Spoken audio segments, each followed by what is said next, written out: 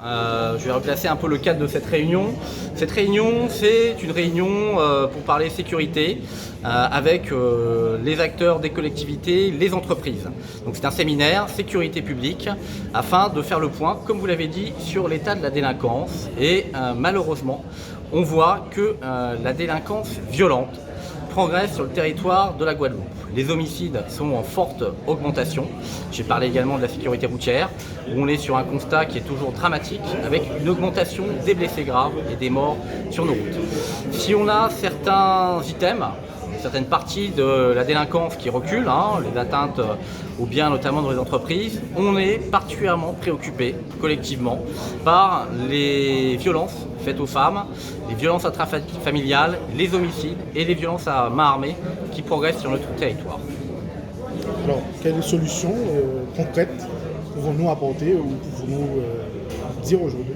Alors, la solution, comme j'ai expliqué, en matière de sécurité, il faut la bâtir ensemble.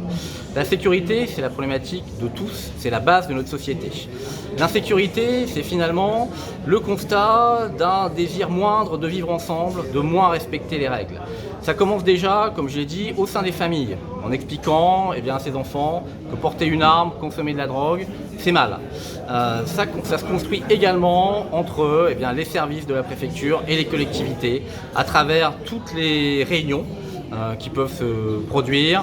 C'est l'SPD, les conseils locaux de prévention de la délinquance, le financement d'actions de prévention, des partenariats avec l'éducation nationale ou des partenariats avec les associations qui luttent contre les violences, qui aident les victimes ou qui luttent contre les addictions. Donc la réponse, elle est collective, elle doit être globale. Elle ne sera pas instantanée, on le sait, vu le constat, elle sera longue et elle doit être partagée, elle doit être acceptée aussi bien par les Guadeloupéens que par les collectivités et mise en œuvre par tous. Et comment vous expliquez cette augmentation de la délinquance?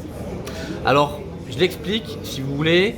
D'abord, on va partir d'un constat, c'est que c'est pas propre à la Guadeloupe. On le voit bien, dans chaque pays industrialisé, on a cette hausse de la délinquance, cette hausse de la délinquance violente, cette hausse des homicides, cette consommation de drogue, ces addictions qui se banalisent.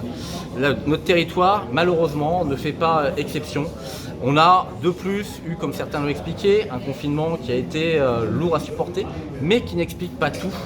On a quand même ici une dérive qu'il convient bien de juguler ensemble.